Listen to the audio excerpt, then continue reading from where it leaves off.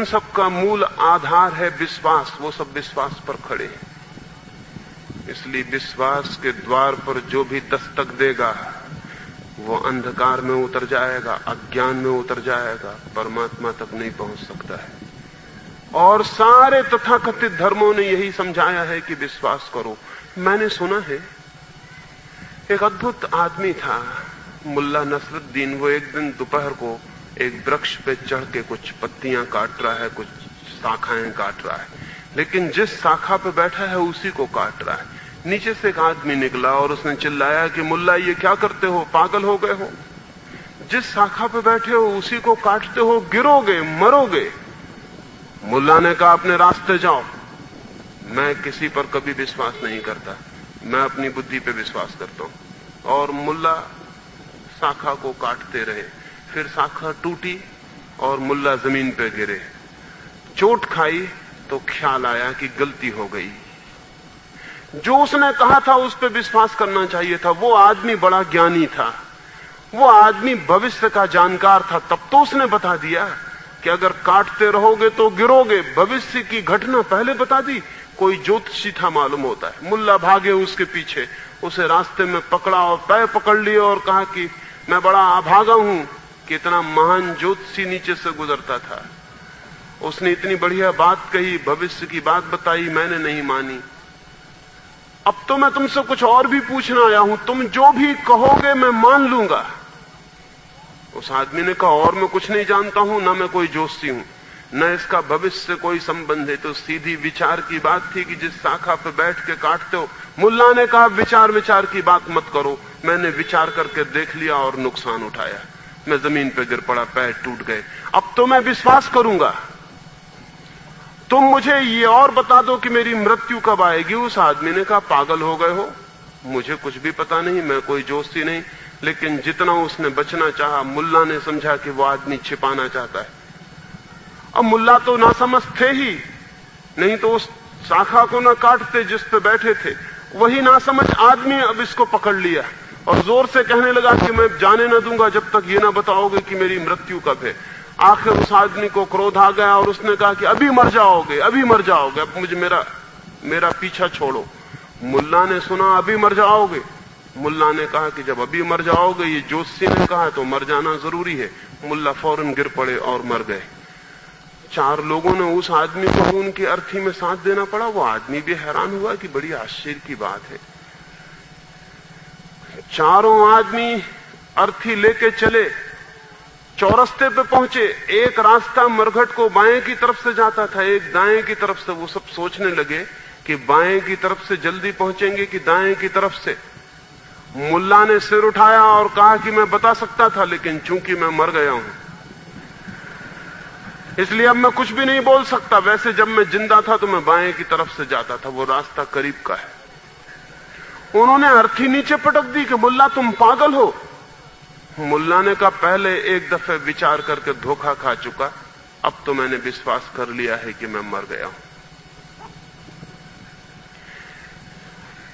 मुल्ला ने न तो पहली दफे विचार किया था, मुल्ला पहली दफे भी अंधा था, बिना विचार किए, क्योंकि विचार करता तो उसी शाखा को न काटता जिस पे बैठा हुआ था।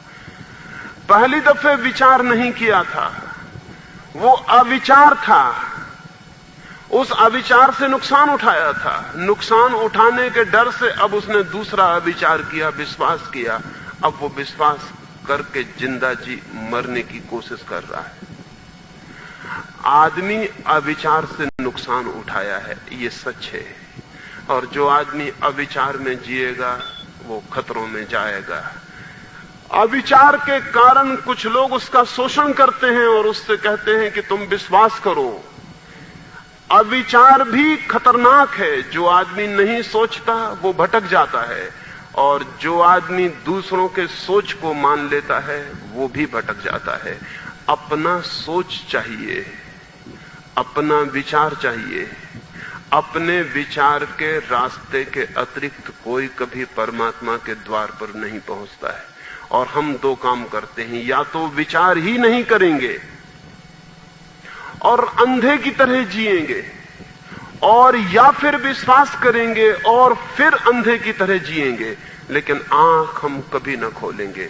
दुनिया अविचार में रही है और उस अविचारपूर्ण दुनिया को यह बताया जा सकता है कि तुम अविचार के कारण कष्ट भोग रहे हो, आओ हम तुम्हें विचार देते हैं। विश्वास का अर्थ है दूसरे के द्वारा दिया गया विचार, और जो विचार दूसरे के लिए दिया जाता है, दूसरे के द्वारा दिया जाता है, वो कभी किसी व्यक्ति की निज आत्मा को जागृत करने वाला नहीं होता, सुलाने वाला होता है।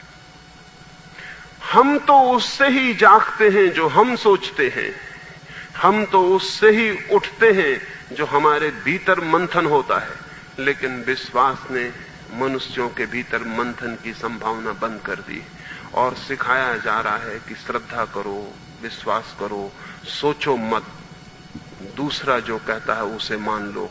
कोई तीर्थंकर कहता है उसे मान लो, कोई पैगंबर कहता है उसे मान लो, कोई महात्मा कहता है उसे मान लो, कोई ईश्वर का पुत्र कहता है उसे मान लो, लेकिन तुम मत सोचना न तुम तीर्थंकर हो, न तुम भगवान हो, न तुम ईश्वर के पुत्र हो।